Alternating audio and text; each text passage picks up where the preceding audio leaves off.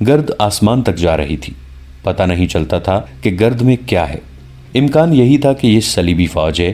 ایک لمحہ ضائع کیے بغیر شوبک کی فوج مقابلے کے لیے تیار ہو گئی، لیکن گرد میں جو جھنڈے نظر آئے وہ اسلامی تھے۔ پھر گرد میں سے تکبیر کے نعرے سنائی دیے۔ قلعے سے سلطان ایوبی کے نائبین استقبال کے لیے آگے چلے گئے۔ 3-4 روز بعد صبح سویرے قاہرہ میں جو فوج تھی اسے میدان میں جمع ہونے کا حکم ملا۔ فوجی چہمگوئیاں کرنے لگے کہ انہیں تیاری کا یہ حکم کیوں ملا ہے۔ بعض نے کہا کہ بغاوت ہوگی، کسی نے کہا کہ سوڈانیوں کا حملہ آ رہا ہے۔ ان کے کمانڈروں تک کو علم نہیں تھا کہ اس اجتماع کا مقصد کیا ہے۔ یہ حکم فوج کی مرکزی کمان سے جاری ہوا تھا۔ جب تمام فوج اپنی ترتیب سے میدان میں آ گئی تو ایک طرف سے 6-7 گھوڑے دوڑتے آئے۔ سب دیکھ کر حیران رہ گئے کہ سب سے آگے صلاح الدین ایوبی تھے۔ سب جانتے تھے کہ وہ شوبک میں ہیں۔ سلطان ایوبی نے ایک عجیب حرکت کی۔ انہوں نے تہبند کے سوا تمام کپڑے اتار کر پھینک دیے، سر بھی ننگا کر دیا اور فوج کی تمام صفوں کے سامنے سے گھوڑا دبکی چال چلتا گزر گیا۔ پھر سامنے آ کر بلند آواز سے کہا، میرے جسم پر کسی نے کوئی زخم دیکھا ہے؟ کیا میں زندہ ہوں یا مردہ؟ امیر کا اقبال بلند ہو، ایک شتر سوار نے کہا۔ ہمیں بتایا گیا تھا کہ آپ زخمی ہیں اور جاں بر نہیں ہو سکیں گے۔ اگر یہ خبر جھوٹی ہے تو افواہیں بھی جھوٹی ہیں جو تمہارے کانوں میں ڈالی گئی ہیں، سلطان ایوبی نے اتنی بلند آواز سے کہا کہ آخری صف تک ان کی آواز پہنچتی تھی۔ انہوں نے کہا، جن مجاہدین کے متعلق تمہیں بتایا گیا ہے کہ وہاں سونا اور چاندی لوٹ رہے ہیں اور عیسائی لڑکیوں کے ساتھ عیش کر رہے ہیں، وہ ریگستان میں اگلا قلعہ اور اس سے اگلا قلعہ اور اس سے اگلا قلعہ سر کرنے کی تیاریوں میں پاگل ہو رہے ہیں۔ وہ کیوں بھوکے پیاسے مر رہے ہیں؟ صرف اس لیے کہ تمہاری ماؤں، بہنوں اور بیٹیوں کی عصمتوں کو صلیبی درندوں سے بچا سکیں۔ شوبک میں ہم نے مسلمان بچیوں اور ان کی ماؤں اور ان کے باپوں کا یہ حال دیکھا ہے کہ بچیاں عیسائیوں کے پاس اور ان کی مائیں اور ان کے باپ عیسائیوں کی بیگار کر کر کے مر رہے تھے۔ اب کرک، یروشلم اور فلسطین کی ہر بستی میں جو عیسائیوں کے قبضے میں ہے، مسلمانوں کا یہی حال ہو رہا ہے۔ مسجدیں استبل بنا دی گئی ہیں اور قرآن کے مقدس اوراق گلیوں میں عیسائیوں کے قدموں میں مسلے جا رہے ہیں۔ یہ تقریر اتنی جوشیلی اور سنسنی خیز تھی کہ ایک کماندار نے چلا کر کہا، پھر ہم یہاں کیا کر رہے ہیں؟ ہمیں محاذ پر کیوں نہیں لے جایا جا رہا؟ تمہیں یہاں اس لیے بٹھایا گیا ہے کہ دشمن کی پھیلائی ہوئی افواہیں سنو اور ان پر یقین کرو۔ سلطان ایوبی نے کہا، تم یہاں اپنے پرچم کے خلاف بغاوت کرو تاکہ سوڈانیوں کے ساتھ صلیبی سرزمین پر بھی قبضہ کر لیں اور تمہاری بیٹیوں کی بھی عصمت دری کریں۔ تم قرآن کے ورق اپنے ہاتھوں سے باہر کیوں نہیں بکھیر دیتے؟ کیا تم قرآن کی توہین صلیبیوں سے کرانا چاہتے ہو؟ تم جو اپنے ایمان کی حفاظت نہیں کر سکتے، قوم کی آبرو کی حفاظت کیا کرو گے؟ تمام فوج میں ہلچل سی پیدا ہو گئی۔ سلطان ایوبی نے کہا، تمہیں یہاں چند ایک کماندار نظر نہیں آ رہے؟ وہ تمہیں دکھاتا ہوں۔ انہوں نے اشارہ کیا تو ایک طرف سے 10-11 آدمی گردنوں میں رسیاں پڑی ہوئیں اور ہاتھ پیٹھ پیچھے بندھے ہوئے آگے لائے گئے۔ انہیں صفوں کے آگے سے گزارا گیا۔ سلطان ایوبی نے اعلان کیا، یہ تمہارے کماندار تھے، لیکن یہ اس قوم کے دوست ہیں جو تمہارے رسول صلی اللہ علیہ وآلہ وسلم اور تمہارے قرآن کی دشمن ہے۔ یہ پکڑے گئے ہیں۔ سلطان ایوبی نے فوج کو خضر الحیات کے قتل اور مصلح الدین کی گرفتاری کا پورا واقعہ سنایا اور مصلح الدین کو سامنے لایا گیا۔ وہ ابھی تک پاگل پن کی حالت میں تھا۔ سلطان ایوبی گزشتہ رات کوتوالی کے تہانے میں اسے دیکھ آئے تھے۔ اس نے صلاح الدین ایوبی کو پہچانا نہیں تھا۔ وہ اپنی ریاست اور خود مختار حکمرانی کی باتیں کر رہا تھا۔ اب سلطان ایوبی نے اسے گھوڑے پر بٹھا کر فوج کے سامنے کھڑا کر دیا۔ اس نے فوج کو دیکھا اور بلند آواز سے کہا، یہ میری فوج ہے، مصر کی حکومت کے خلاف بغاوت کرو، میں تمہارا بادشاہ ہوں۔ صلاح الدین ایوبی مصر کا دشمن ہے، تم اسے قتل کر دو۔ وہ بولے جا رہا تھا، اس کے منہ سے پاگل پن کی جھاگ نکل رہی تھی۔ فوج کی صفوں سے پنگ کی آواز آئی اور ایک تیر مصلح الدین کی شہرگ میں اتر گیا۔ وہ گر رہا تھا جب کئی اور تیر اس کے جسم میں اتر گئے۔ سلطان ایوبی نے چلا کر تیر اندازوں کو روکا۔ کمانداروں نے تیر چلانے والوں کو آگے آنے کو کہا۔ ان میں سے ایک نے کہا، ہم نے غدار کو مارا ہے، اگر یہ قتل ہے تو گردنیں حاضر ہیں۔ سلطان ایوبی نے انہیں معاف کر دیا۔ اس کے جسم پر ابھی تک صرف تیبند تھا، باقی جسم ننگا تھا۔ انہوں نے جلاد کو وہیں بلایا اور ان غداروں کو جنہیں فوج کے سامنے لایا گیا تھا جلاد کے حوالے کر کے ان کے سر جسموں سے الگ کرا دیے۔ انہوں نے ایک اور حکم دے کر سب کو حیران کر دیا۔ انہوں نے حکم دیا کہ یہ فوج یہیں سے محاذ کو کوچ کرے گی۔ تمہارا ذاتی اور دیگر ساز و سامان اور رسد تمہارے پیچھے آئے گی۔ فوج کوچ کر گئی، جس کا مطلب یہ تھا کہ مصر فوج کے بغیر رہے گا۔ سلطان ایوبی نے غداروں کے کٹے ہوئے سر دیکھے۔ وہ کسی سے کوئی بات کرنے لگے تو انہیں ہچکی سی محسوس ہوئی اور ان کے آنسو نکلے۔ انہوں نے کپڑے پہنے اور ایک سمت چل پڑے۔ انہوں نے اپنے ساتھ کے حکام سے کہا، مجھے یہ خطرہ نظر آ رہا ہے کہ دشمن ملت اسلامیہ میں اسی طرح غدار پیدا کرتا رہے گا، اور وہ دن آ جائے گا جب غداروں کی گردنیں مارنے والے بھی دشمن کو دوست کہنے لگیں گے۔ میرے دوستو، اسلام کو سربلند دیکھنا چاہتے ہو تو دوست اور دشمن کو پہچانو۔ مصر کے جن حاکموں کو معلوم نہیں تھا کہ سلطان ایوبی نے فوج کو کیوں کوچ کرا دیا ہے، انہوں نے بتایا کہ یہ فوج یہاں فارغ بیٹھی تھی۔ میں یہ حکم دے گیا تھا کہ اسے فارغ نہ رہنے دیا جائے۔ جنگی مشقیں جاری رہیں اور شہر سے دور لے جا کر اس فوج کو وقتاً فوقتاً جنگی حالت میں رکھا جائے اور ذہنی تربیت بھی جاری رکھے۔ مگر میرے حکم پر عمل نہیں کیا گیا۔ میں نے 2 ذمہ دار حاکموں کو سزائے موت دے دی ہے۔ انہوں نے ایک سازش کے تحت فوج کو فارغ رکھا۔ سپاہی جوئے اور نشے سے دل بہلانے لگے اور ان کے ذہن افواہوں کو قبول کرنے لگے۔ تم شاید یہ سوچ رہے ہو کہ مصر میں فوج نہیں رہی۔ گھبراؤ نہیں، فوج آ رہی ہے۔ جس فوج نے شوبک فتح کیا ہے وہ قاہرہ میں داخل ہو چکی ہے۔ اس نے میرے پیچھے پیچھے کوچ کیا تھا۔ وہ فوج دشمن کو اور دشمن کے گناہوں کو بہت قریب سے دیکھ آئی ہے۔ اسے کوئی باغی نہیں کر سکتا۔ اس کے سپاہی شہیدوں کو دھوکہ نہیں دیں گے۔ اور یہ فوج جو یہاں سے جا رہی ہے، یہ کرک پر حملہ کرے گی یا دشمن اس پر حملہ کرے گا، پھر یہ بھی دشمن کو جان لے گی۔ جو سپاہی ایک بار دشمن کی آنکھوں میں آنکھیں ڈال کر لڑے، اسے کوئی لالچ غداری پر آمادہ نہیں کر سکتا۔ یہ انقلاب اس طرح آیا تھا کہ نور الدین زنگی اور اپنے بھائی تقی الدین کی طرف قاصد بھیج کر سلطان ایوبی خفیہ طور پر قاہرہ کے لیے روانہ ہو گئے تھے۔ اپنے نائبین کو کمان دے کر انہوں نے سخت ہدایت کی تھی کہ ان کی غیر حاضری کی کسی کو خبر نہ ہو۔ انہوں نے کہا کہ زنگی ضرور مدد بھیجیں گے۔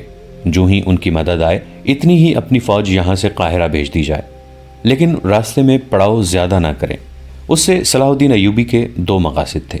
ایک یہ کہ اگر مصر کی فوج باغی ہو گئی تو محاذ سے آنے والی فوج بغاوت دور کرے گی، اور اگر حالات ٹھیک ہوئے تو مصر کی فوج محاذ پر آ جائے گی اور محاذ کی فوج مصر میں رہے گی۔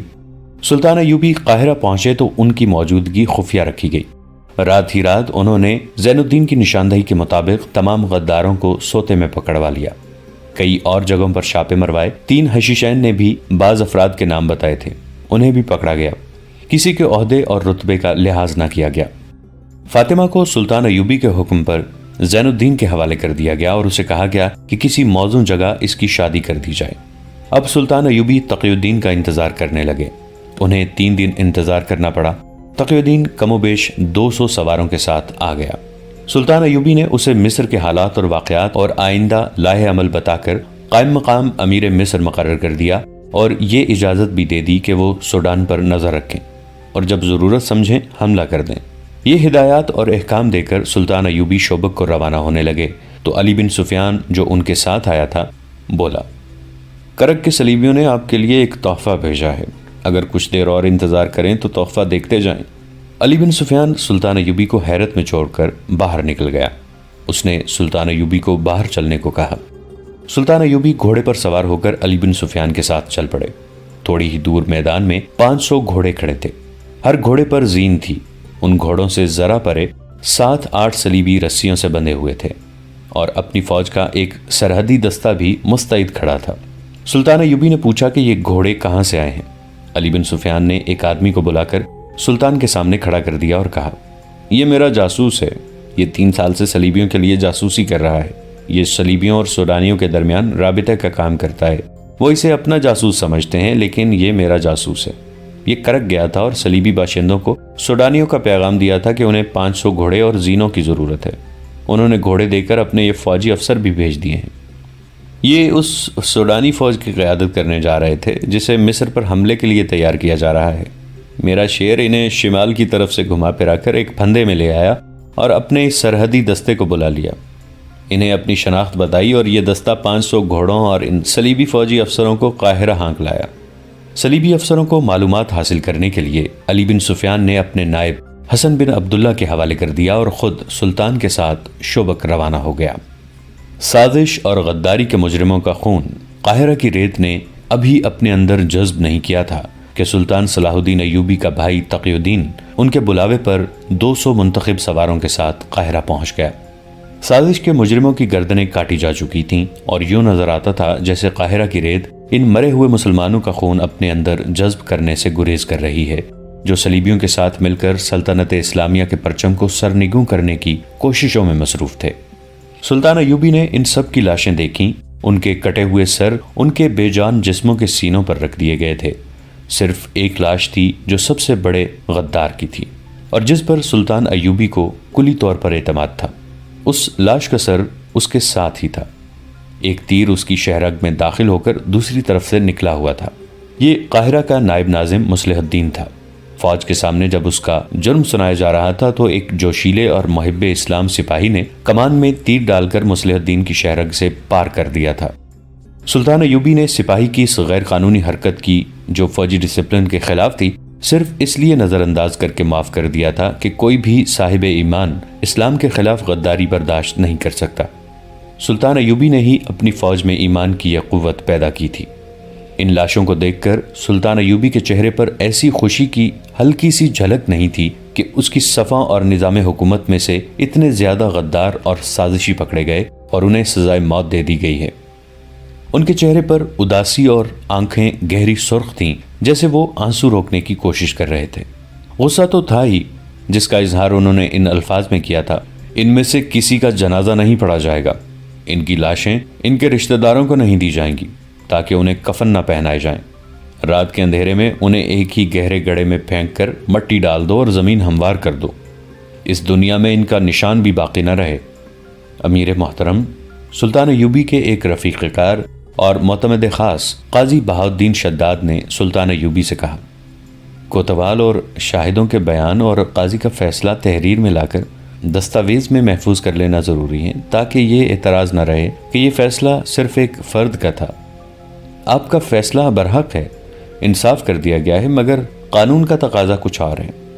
کیا قرآن نے یہ حکم دیا ہے کہ دین الہی کی جڑیں کفار کے ساتھ مل کر کاٹنے والے کو یہ حق دیا جائے کہ وہ قانون کے سامنے کھڑا ہو کر دینداروں اور اللہ اور اس کے رسول صلی اللہ علیہ وآلہ وسلم کی عظمت کے پاسبانوں کو جھوٹا ثابت کرے؟ سلطان ایوبی نے ایسے تحمل سے کہا جس میں ایک دیندار مسلمان کا عتاب صاف جھلک رہا تھا۔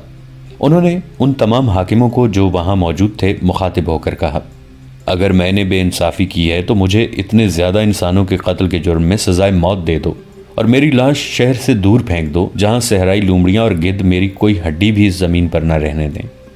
لیکن میرے رفیقو، مجھے سزا دینے سے پہلے قرآن پاک الف لام میم سے والناس تک پڑھ لینا۔ اگر قرآن مجھے سزا دیتا ہے تو میری گردن حاضر ہے۔ بے انصافی نہیں ہوئی سالار اعظم، کسی اور نے کہا۔ قاضی شداد کا مقصد یہ ہے کہ قانون کی بے حرمتی نہ ہو۔ میں سمجھ گیا ہوں، سلطان ایوبی نے کہا۔ ان کا مقصد آئینے کی طرح صاف ہے۔ آپ سب کو صرف یہ بتانا چاہتا ہوں کہ حاکم وقت ذاتی طور پر جانتا ہے کہ جسے غداری کے جرم میں اس کے سامنے لایا گیا ہے وہ غداری کا مجرم ہے، تو حاکم وقت پر یہ فرض عائد ہوتا ہے کہ وہ شہادتوں اور قانون کے دیگر جھمیلوں میں پڑے بغیر غدار کو وہی سزا دے جس کا وہ حقدار ہے۔ اگر وہ سزائیں دینے سے گریز کرتا، ڈرتا یا ہچکچاتا ہے تو حاکم وقت خود بھی غدار ہے، کم از کم نااہل اور بے ایمان ضرور ہے۔ وہ ڈرتا ہے کہ قاضی کے سامنے جا کر مجرم اسے بھی مجرم کہہ دیں گے۔ میرا سینہ صاف ہے، مجھے غداروں کی صف میں کھڑا کر دو، خدا کا ہاتھ مجھے ان سے الگ کر دے گا۔ اگر تمہارے سینے رب کعبہ کے نور سے منور ہیں تو مجرموں کا سامنا کرنے سے مت ڈرو۔ تاہم میرے دوست بہاؤالدین شداد نے جو مشورہ دیا ہے اس پر عمل کرو۔ کاغذات تیار کر کے محترم قاضی سے فیصلہ تحریر کروا لو۔ ظاہر ہے کہ یہ فیصلہ ان کا نہیں ہوگا، تحریر کر دیا جائے گا۔ امیر مصر جو افواج مصر کا سالار اعلیٰ بھی ہے نے اپنے خصوصی اختیارات استعمال کرتے ہوئے ان مجرموں کو سزائے موت دی ہے جن کا جرم بلا شک و شبہ ثابت ہو گیا تھا۔ سلطان ایوبی نے اپنے بھائی تقی الدین کی طرف دیکھا۔ وہ بڑے لمبے سفر سے آیا تھا، تھکا ہوا تھا۔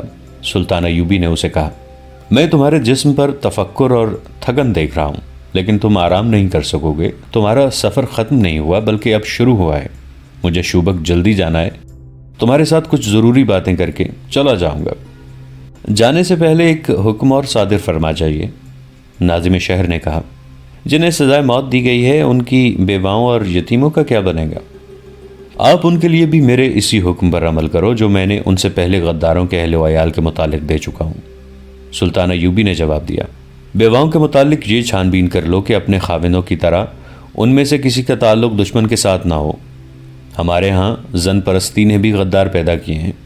آپ نے دیکھ لیا ہے، صلیبیوں نے ہمارے بھائیوں کو خوبصورت لڑکیاں دے کر ان کے عوض ان کا ایمان خریدا ہے۔ ان میں سے جو بیوائیں نیک اور مومن ہیں ان کی شادیاں اور ان کی منشا کے مطابق کر دو۔ کسی پر اپنا فیصلہ ٹھونسنے کی کوشش نہ کرنا۔ خیال رکھنا کہ کوئی عورت بے سہارا نہ رہے اور باعزت روٹی سے محروم نہ رہے اور اس میں محتاجی کا احساس نہ پیدا ہو۔ یہ بھی خیال رکھنا کہ ان کے کانوں میں کوئی بھی یہ نہ پھونک دے کہ ان کے خامندوں کو بے گناہ سزائے موت دی گئی ہے۔ انہیں ذہن نشین کرا دو کہ تم خوش قسمت ہو کہ ایسے گناہگار خامندوں سے نجات مل گئی ہے، اور ان کے بچوں کی تعلیم و تربیت خصوصی انتظامات کے تحت کرو۔ تمام اخراجات بیت المال سے لو۔ غداروں کے بچے غدار نہیں ہوا کرتے، بشرطے کہ ان کی تعلیم و تربیت صحیح ہو۔ یہ سب مسلمانوں کے بچے ہیں، ان کی تعلیم و تربیت ایسی ہو کہ ان میں محرومی کا احساس پیدا نہ ہو۔ کہیں ایسا نہ ہو کہ باپ کے گناہ کا کفارہ بچے کو ادا کرنا پڑے۔ سلطان ایوبی کو واپسی کی جلدی تھی۔ انہیں یہ فکر تھا کہ ان کی غیر حاضری میں صلیبی کوئی جنگی کارروائی نہ کریں۔ نور الدین زنگی کی بھیجی ہوئی کمک تو وہاں یعنی کرک اور شوبک کے علاقے میں پہنچ چکی تھی۔ قاہرہ کی فوج بھی ادھر جا رہی تھی، لیکن ان دونوں فوجوں کو اس علاقے سے روشناس کرانا تھا۔ انہوں نے اپنے دفتر میں جا کر اپنے بھائی تقی الدین علی بن سفیان، اس کے نائب حسن بن عبداللہ، کوتوال غیاث اور چند ایک نائبین اور حکام کو بلا لیا۔ وہ زیادہ تر ہدایات تقی الدین کو دینا چاہتے تھے۔ انہوں نے اجلاس میں اعلان کیا کہ ان کی غیر حاضری میں ان کا بھائی تقی الدین قائم مقام امیر مصر اور یہاں کی افواج کا سالار اعلیٰ ہوگا، اور اسے اتنے ہی اختیارات حاصل ہوں گے جو سلطان ایوبی کے اپنے تھے۔ تقی الدین صلاح الدین ایوبی نے اپنے بھائی سے کہا، آج سے دل سے نکال دو کہ تم میرے بھائی ہو۔ نااہلی، بددیانتی، کوتاہی، غداری یا سازش اور بے انصافی کا ارتکاب کرو گے تو اسی سزا کے مستحق سمجھے جاؤ گے جو شریعت کے قانون میں درج ہے۔ میں اپنی ذمہ داریوں کو اچھی طرح سمجھتا ہوں امیر مصر، تقی الدین نے کہا، اور ان خطروں سے بھی آگاہ ہوں جو مصر کو درپیش ہیں۔ صرف مصر کو نہیں، سلطان ایوبی نے کہا، یہ خطرے سلطنت اسلامیہ کو درپیش ہیں اور اسلام کے فروغ اور سلطنت کی توسیع کے لیے بہت بڑی رکاوٹ ہیں۔ ہمیشہ یاد رکھو کہ کوئی بھی خطہ جو سلطنت اسلامیہ کہلاتا ہے وہ کسی ایک فرد یا گروہ کی جاگیر نہیں، وہ خدائے عز و جل کی سرزمین ہے اور تم سب اس کے پاسبان اور امین ہو۔ اس کی مٹی کا ذرہ ذرہ تمہارے پاس امانت ہے۔ اس کی مٹی بھی جب اپنے کام میں لانا چاہو تو سوچ لو کہ تم کسی دوسرے انسان کا حق تو نہیں مار رہے، خدا کی امانت میں خیانت تو نہیں کر رہے۔ میری باتیں غور سے سن لو تقی الدین۔ اسلام کی سب سے بڑی بدنصیبی یہ ہے کہ اس کے پیروکاروں میں غداروں اور سازش پسندوں کی تعداد بہت زیادہ ہے۔ کسی قوم نے اتنے غدار پیدا نہیں کیے جتنے مسلمانوں نے کیے ہیں۔ یہاں تک کہ ہماری تاریخ جو جہاد اور اللہ کے نام پر جنگ و جدل کی قابل فخر تاریخ ہے، غداری کی بھی تاریخ بن گئی ہے، اور اپنے قوم کے خلاف سازش گردی ہماری روایت بن گئی ہے۔ علی بن سفیان سے پوچھو تقی، ہمارے وہ جاسوس جو صلیبیوں کے علاقوں میں سرگرم رہتے ہیں بتاتے ہیں کہ صلیبی حکمران، مذہبی پیشوا اور دانشور اسلام کی اس کمزوری سے واقف ہیں کہ مسلمان زن، زر اور اقتدار کے لالچ میں اپنے مذہب، اپنے مسلک اور اپنی قوم کا تختہ الٹ دینے سے بھی گریز نہیں کرتا۔ سلطان ایوبی نے اجلاس کے شرکا پر نگاہ دوڑائی اور کہا، ہمارے جاسوسوں نے ہمیں بتایا ہے کہ صلیبیوں نے اپنے جاسوسوں کو ذہن نشین کرا دیا ہے کہ مسلمانوں کی تاریخ جتنی فتوحات کی ہے اتنی ہی غداری کی تاریخ ہے۔ مسلمانوں نے اتنی فتوحات حاصل نہیں کی جتنے غدار پیدا کیے ہیں۔ رسول اکرم صلی اللہ علیہ وآلہ وسلم کی وفات کے بعد مسلمان خلافت میں ایک دوسرے کے خلاف لڑنے کے لیے اٹھ کھڑے ہوئے۔ انہوں نے اقتدار کی خاطر ایک دوسرے کو قتل کیا۔ ایک خلیفہ یا امیر مقرر ہوا تو خلافت اور امارت کے دوسرے امیدواروں نے اس کے خلاف یہاں تک سازشیں کیں کہ اسلام کے دشمنوں تک سے درپردہ مدد لی، اور جس کے ہاتھ میں خلافت اور امارت آ گئی اس نے ہر اس قائد کو قتل کرایا جس سے اقتدار کو خطرہ محسوس ہوا۔ قومی وقار ختم ہوتا گیا اور ذاتی اقتدار رہ گیا، پھر تحفظ اسی کا ہوتا رہا۔ سلطنت کی توسیع ختم ہوئی، پھر سلطنت کا دفاع ختم ہوا، اور پھر سلطنت سکڑنے لگی۔ صلیبی ہماری اس تاریخی کمزوری سے آگاہ ہیں کہ ہم لوگ ذاتی اقتدار کے تحفظ اور استحکام کے لیے سلطنت کا بہت بڑا حصہ بھی قربان کرنے کو تیار ہو جاتے ہیں۔ یہی ہماری تاریخ بنتی جا رہی ہے۔ دوستو، آج کے لیے اتنا ہی۔ اسی کہانی کی اگلی قسط کے ساتھ بہت جلد حاضر ہوں گے۔ نیچے کامنٹ سیکشن میں اپنی رائے کا اظہار ضرور کیجیے گا۔ ہمارے اس چینل کو سبسکرائب کر کے نیچے موجود بیل آئیکن کو بھی ضرور کلک کیجیے گا۔ اگلی ملاقات تک کے لیے ہمارا اور آپ کا اللہ نگہبان۔